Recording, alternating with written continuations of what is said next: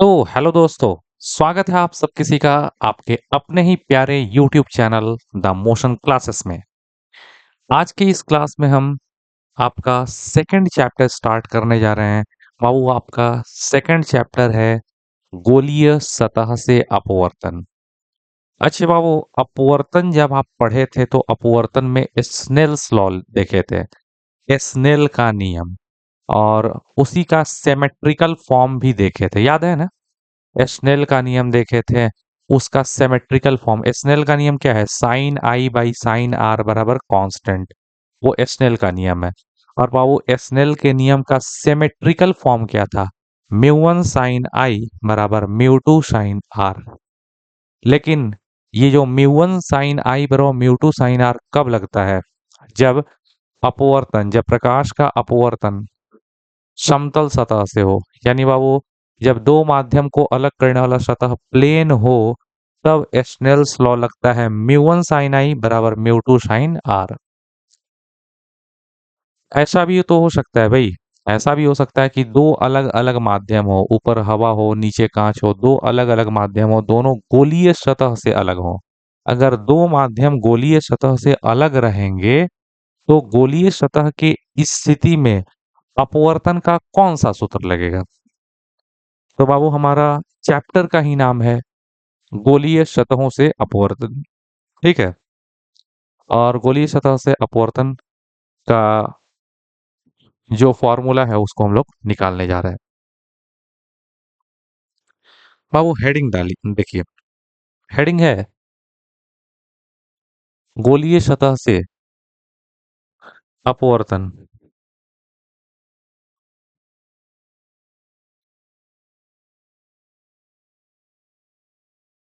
गोलीय सतह से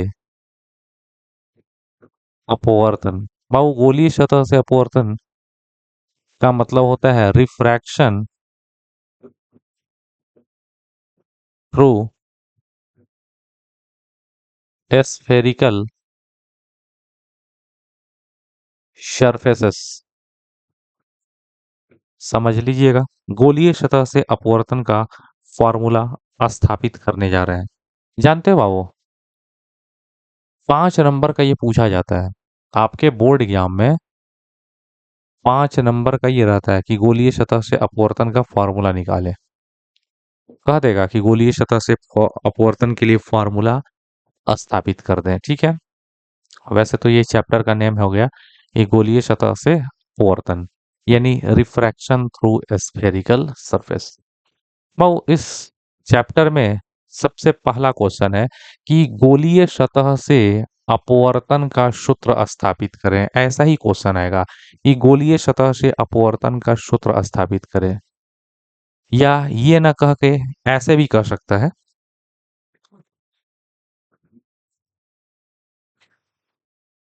बाबू तुम्हारा क्वेश्चन ऐसे दे देगा, proof date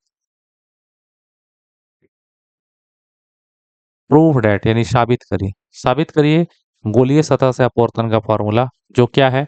proof that mu two by v minus mu one by u बराबर mu two minus mu one upon r. बाबू हमको क्या प्रूफ करना है? जानते हो, हमको प्रूफ कर देना है, साबित करना है mu two by v minus mu one by u is equal to mu two minus mu one by are.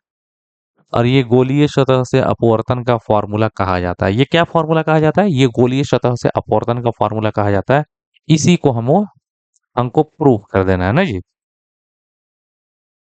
अच्छा बाबू, गोलीय सतह तो दो तरह का हो सकता है।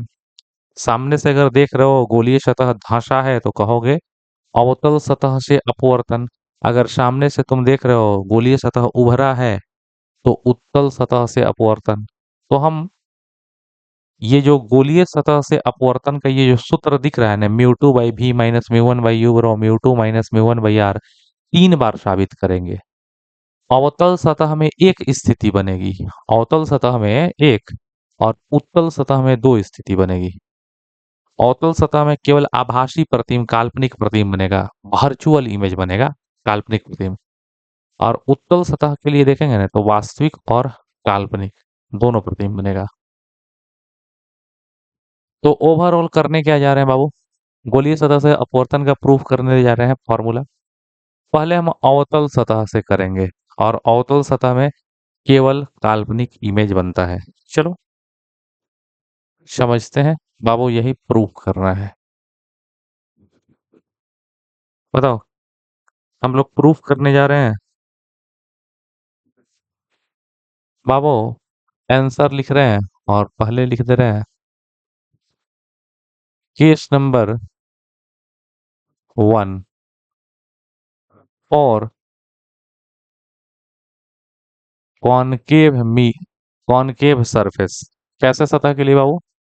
जानते हो, जब दो माध्यम को अलग करने वाला सतह सामने से देखने पर कॉनकेव हो, अवतल हो, धंसा हो, तो कॉनकेव सरफेस के लिए हम लोग प्रूफ करने जा रहे हैं।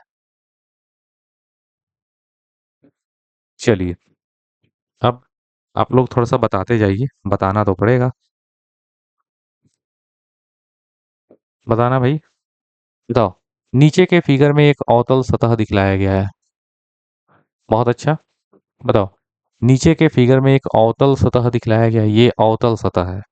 अब कैसे है भाई, देख लीजिए। देख लीजिए आप लोग सभी कोई।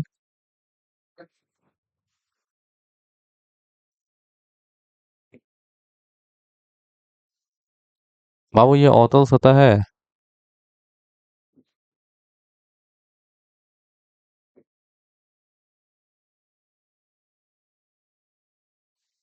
देखना ढंग से, देखना नहीं देखोगे तो फिर दिक्कत हो जाएगा यार। बताओ, नीचे के फिगर में, यहाँ फिगर में बाबू देख भी रहे हो आप लोग कि ये एक अवतल सतह है, सामने से देख रहे हैं। इस अवतल सतह का प्रिंसिपल एक्सिस हो गया, प्रधान अक्ष हो गया ये। अब लैंग्वेज हम बोलेंगे तुरंत, समझ लेना। बताओ, नीचे के, अच्छा यहाँ से बाबू, यहाँ पे वस्तु यहाँ पे रखेंगे, ध्यान देना। वस्तु अगर यहाँ पे रखेंगे या तुम यहाँ से खड़े होकर के देखोगे तो ये हवा है, ये कांच है, ये हवा है, ये कांच है, और दोनों माध्यम को अलग करने वाला सतह कैसा है, धंसा है। तो ये अवतल सतह हो गया। कौन सा सतह बाबू? ये अवतल सतह हो गया।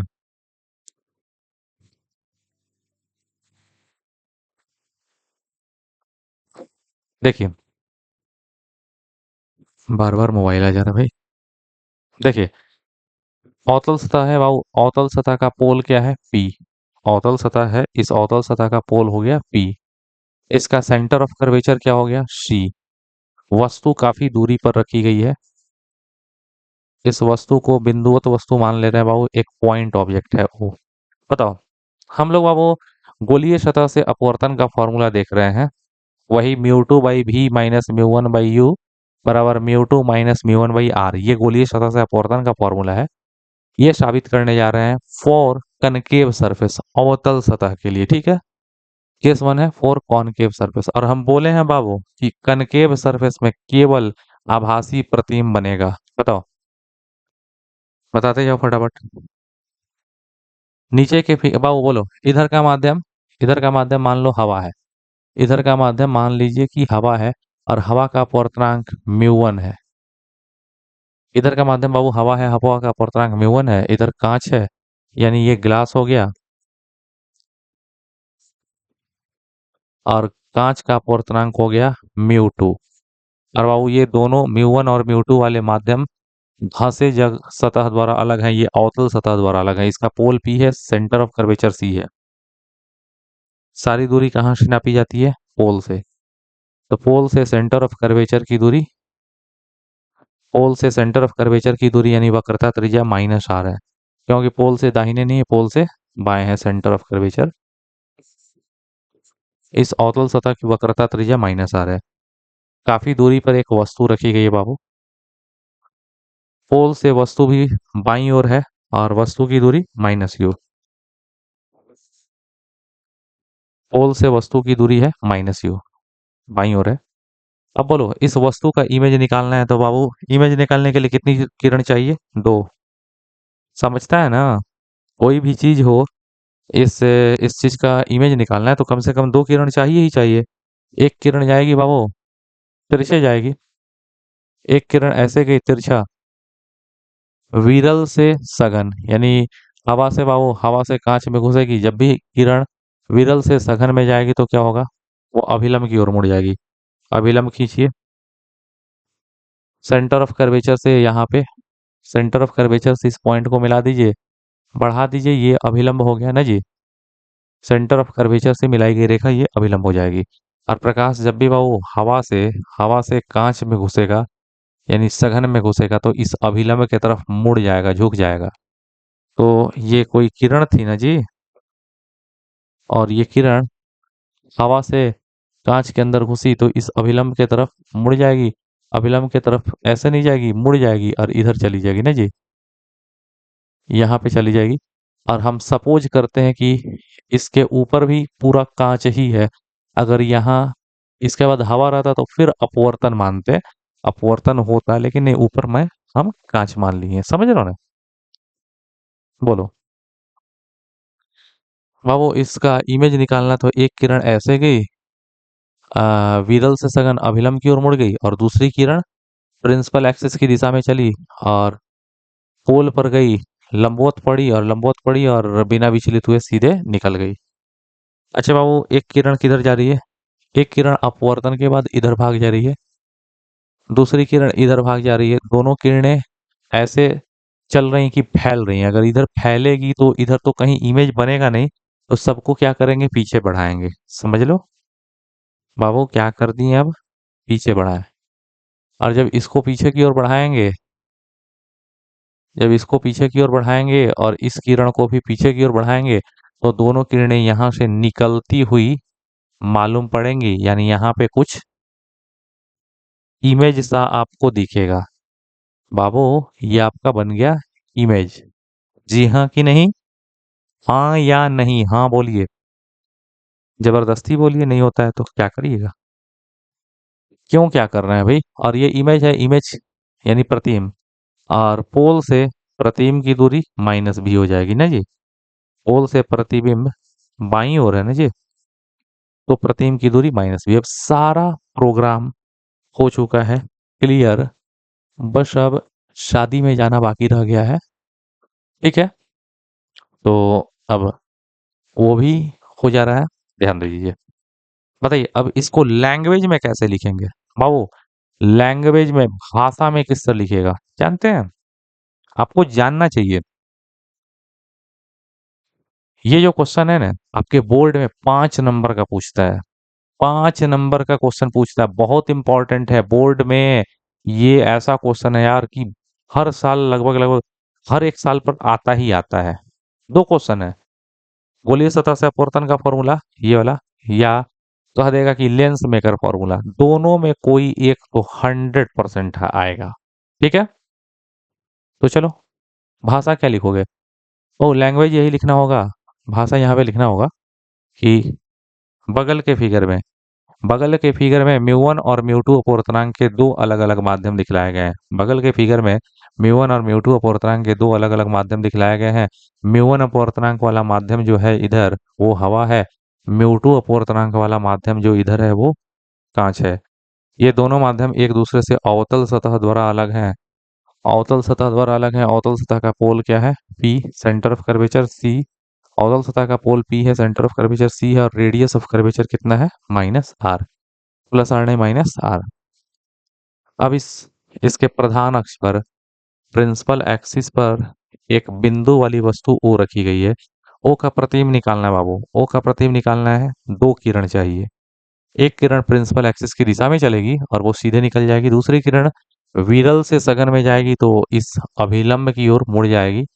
इस अभिलंब की ओर मुड़ जाएगी तो विरल से सघन अभिलंब की ओर झुक जाएगी। सेंटर ऑफ कर्वेचर से इस बिंदु को लेके मिला देंगे तो ये अभिलंब होगा, और ये किरण अभिलंब की ओर मुड़ जाएगी, और अपवर्तन के बाद सीधी चली जाएगी दोनों किरण। इधर नहीं मिलेगी तो पीछे की ओर बढ़ाने पर आई से मिलती हुई या निकलती हुई प्रतीत होगी, जिससे ऑब्जेक्ट ओ का आभासी प्रतिबिंब आई पर बनेगा। इतना लिखना है। इतना के बाद से बाबू हमारा काम चालू। एक बात बताओ, अपने से जबरदस्ती ये वाला कोण क्या मानोगे? अल्फा। अपने से जबरदस्ती ये वाला कोण क्या? ये ऑब्जेक्ट है, ऑब्जेक्ट वाला अल्फा। ये वाला कोण बीटा। और बाबू ये वाला कोण गामा, अल्फा बीटा गामा, 3 ही कोण होता है, अल्फा बीटा गामा, काम खत्म। अच्छा बाबू, ये सेंटर ऑफ कर्वेचर से मिला है, तो ये रेखा तो अभिलंब है ना, ये अभिलंब है। तो आपतित किरण और अभिलंब के बीच बन रहे कोण को आपतन कोण आई कहोगे। ये है आपतन कोण आई। और अभिलंब और अपवर्तित किरण के बीच के कोण को अपवर्तन कोण आर। अगर ये आर है, ये आर है, तो डेफिनेटली इधर वाला सामने का शीर्षाभिमुख क्या होगा, आर हो जाएगा। बाबू इसके बाद से काम तमाम। एक छोटा सा और काम कर लो, यहां से यहां तक बाबू ये चाप है, क्या है, ये टेढ़ का है चाप। चाप की लंबाई कितनी मान लो, एक्स। बोल दो यार, इस चाप की लंबाई कितनी मान लिए, ये वाले चाप की लंबाई हमने मान लिया एक्स। बाबू अब सीधे सीधे बोलना। बाबू तुम लोग देखे भी हो इस बड़े वाले त्रिभुज, इस बड़े वाले त्रिभुज में बात करें, तो इस बड़े वाले त्रिभुज में अब दिखाएंगे नहीं, इस वाले बिंदु को एम मान लें, तो ओ सी एम, ओ सी एम त्रिभुज में कह सकते हो अल्फा प्लस आई बराबर बहिष्कोण गामा। अल्फा प्लस आई, अल्फा प्लस आई बराबर बहिष्कोण गामा। तो बाबू इट इज क्लियर, जानते हैं, एकदम इतने में ही कर लेंगे। Alpha plus i is equal to gamma, alpha plus i is equal to gamma. यहां से आपतन कोण आई निकाल दीजिए, क्योंकि आपतन कोण आपके लिए जरूरी है ना जी। तो आपतन कोण आई बराबर क्या हो गया, आई बराबर gamma minus alpha, i is equal to gamma minus alpha, gamma minus alpha. I निकल गया यार। इस छोटे वाले त्रिभुज की बात करते हैं बाबू, I C M, I C M, I C M त्रिभुज में beta plus r is equal to gamma, beta plus r is equal to gamma.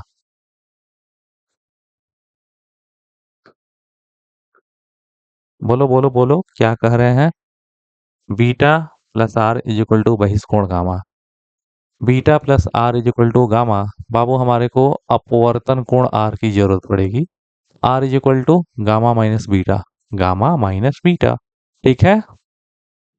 आई भी आ गया, आपतन कोण आई और अपवर्तन कोण आर, आई और आर आ गया ने। अब स्नेल का नियम लगा दो, क्यों, इस छोटे जगह पर बाबू, इस छोटे पॉइंट, इस पॉइंट के आसपास का क्षेत्र देखो, इस पॉइंट के आसपास का क्षेत्र तो देखो, तो ये लोकल क्षेत्र, इतना जगह देखेंगे तो ये तो एक प्लेन सरफेस हो गया ना। तो स्नेल का नियम लगाते हैं, फ्रॉम स्नेल्स लॉ। बाबू स्नेल का नियम अगर लगा दो, तो तुम्हारे पास स्नेल का नियम है। और मान लो कि ये किरण जो है पाराक्सियल है, पाराक्सियल मतलब बाबू ये ज्यादा दूरी पर नहीं है, ये कम दूरी पर नहीं है, ये अत्यंत कम, ये इतनी दूरी पर नहीं है, ये बिल्कुल पास में यहाँ पे जा रही है, यहाँ पे जब यहाँ पे जाएगी ना, तो ये आई भी छोटा हो जाएगा, आई भी छोटा होगा, आर भी छोटा हो जाएगा। तो बोलो, फ्रॉम एस्नेल्स लॉ, एस्नेल के नियम से अगर आई और आर छोटा हो, यानी किरण ज्यादा दूरी पर नहीं जाए, मार्जिनल नहीं हो, किरण पाराक्सियल आए, बिल्कुल पाराक्सियल आए, तो आई और आर छोटा होगा।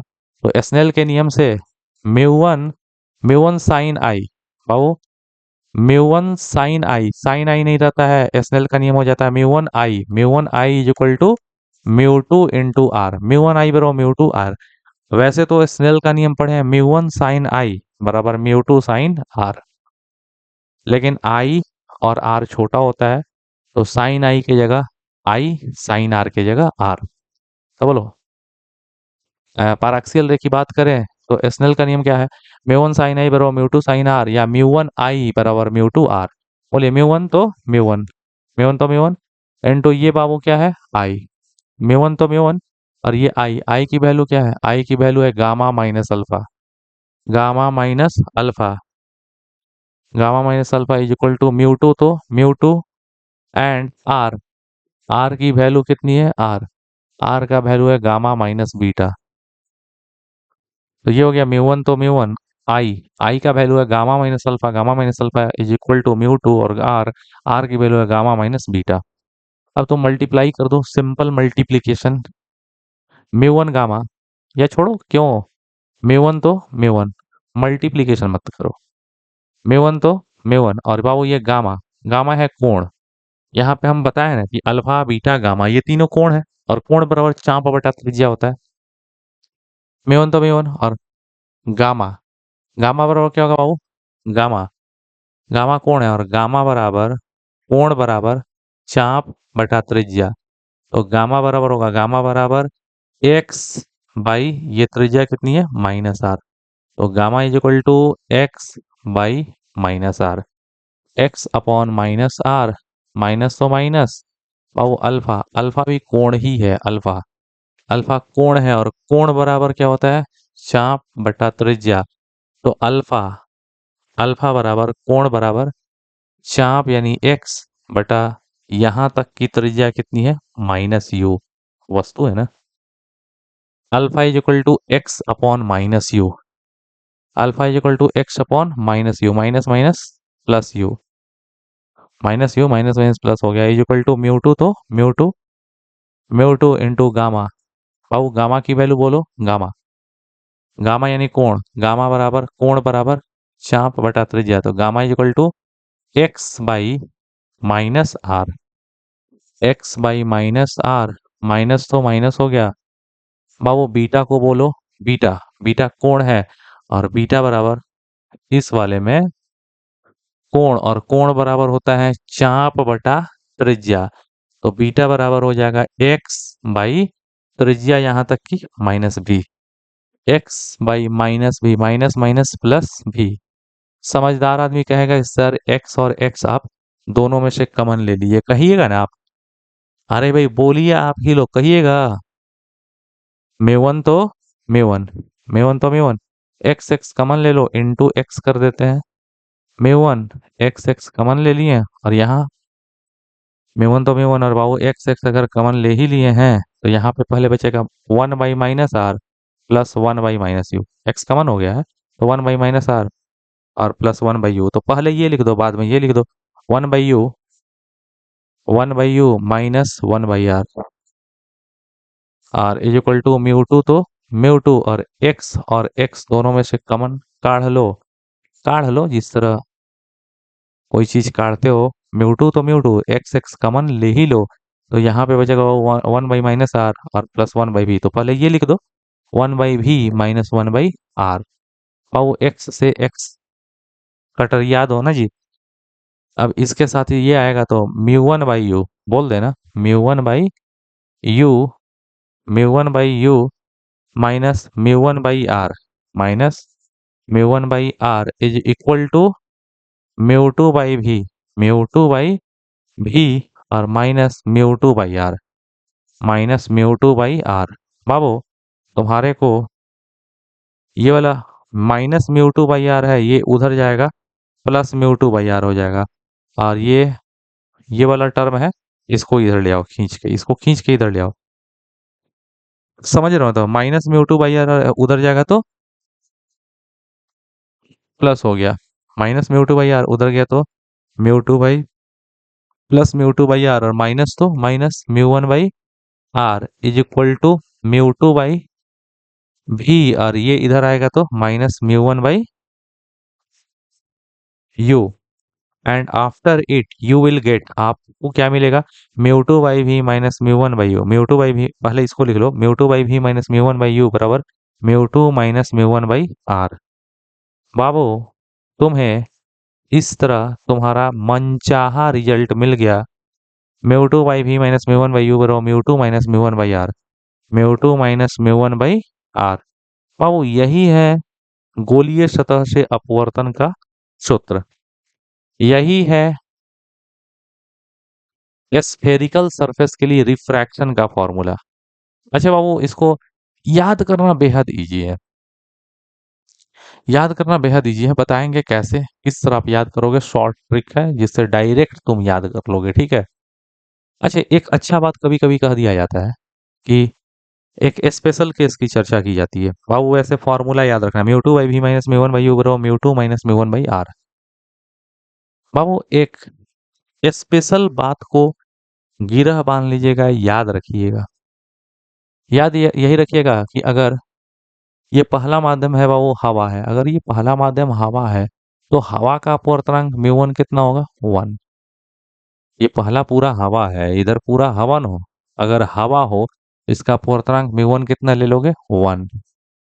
और बाबू ये पूरा कांच है, कांच का अपवर्तनांक म्यू टू को तुम सिर्फ म्यू कह दो, म्यू टू को म्यू, म्यू वन को 1 कहो और म्यू टू को म्यू कह दो। जैसे कांच रहेगा तो 3/2, पानी रहेगा कुछ भी रहेगा। म्यू वन पहला माध्यम हवा है तो म्यू वन 1 और म्यू टू को म्यू। तो म्यू टू की जगह तुम म्यू रख दो, म्यू वन की जगह पहला माध्यम 1 रख दो, म्यू टू की जगह दूसरा माध्यम म्यू टू की जगह म्यू रखो, म्यू वन की जगह 1 रखो, म्यू टू की जगह म्यू रखो और म्यू वन की जगह 1। तो तुम्हारा नया formula in air, in air किसमें बाबू? अब हवा में। इन एयर अगर हवा में बात की जाए यहाँ हवा है, यहाँ कांच है, तो म्यू वन की जगह 1 रहेगा और म्यू टू की जगह म्यू रहेगा। तो म्यू टू बाई भी, तो म्यू टू की जगह क्या लिखोगे? म्यू टू की जगह mu, mu by v, mu by v minus mu one by u, पहला माध्यम म्यू वन है, हवा 1 by u is equal to mu two minus mu one, mu two की जगह म्यू माइनस म्यू वन है, हवा 1, तो म्यू माइनस 1 अपॉन आर। बाबू पहला मीडियम जब हवा हो तो उस समय यह गोलीय सतह से अपवर्तन का फॉर्मूला है। इसे एक एकदम एग्जैक्ट याद रखिएगा। अगर आप लोग इसको याद रख लिए ना, 5 नंबर तो कहीं गया ही नहीं है बाबू, क्योंकि हर साल इसको अल्टरनेट करके पूछा ही पूछा जाता है, एकदम 5 नंबर का क्वेश्चन आ जाएगा। हाँ, एक बात और बताएंगे, ये गोलीय सतह से अपवर्तन का फॉर्मूला हम अवतल सतह, मतलब गोलीय सतह से अपवर्तन का फॉर्मूला किसके लिए प्रूव किए हैं? अवतल सतह के लिए। आपको अगर अवतल ना कहे, कह दे कि उत्तल सतह के लिए प्रूफ करिए, तो उत्तल में 2 स्थिति बनेगी। एक बार इमेज जो होगा वास्तविक भी बन सकता है, एक बार इमेज काल्पनिक भी बन सकता है। दोनों सिचुएशंस की चर्चा अगले क्लास में करेंगे। Okay, thank you.